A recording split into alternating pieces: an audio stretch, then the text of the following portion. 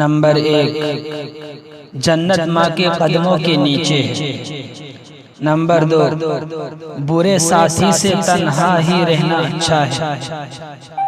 Number 3، جو اپنے لیے پسند کرو وہی دوسروں کے لیے بھی پسند کرو۔ نمبر 4، پیٹ تمام بیماریوں کا گھر ہے، پرہیز اصل علاج ہے۔ نمبر 5، سچ بولو چاہے اپنا ہی نقصان کیوں نہ ہو۔ نمبر 6، ہر مسلمان مرد عورت پر علم حاصل کرنا فرض ہے۔ نمبر 7، بڑوں کا ادب، چھوٹوں سے پیار، جو ایسا نہ کرے وہ ہم میں سے نہیں ہے۔ نمبر 8، جاہل سے بڑھ کر کوئی محتاج نہیں، علم سے بڑھ کر کوئی دولت نہیں۔ نمبر 9، بھلا وہ جسے ساتھی بھلا کہے۔ نمبر 10، ان پڑھ سے غریب اچھا ہے، مال سے عقل اچھی ہے۔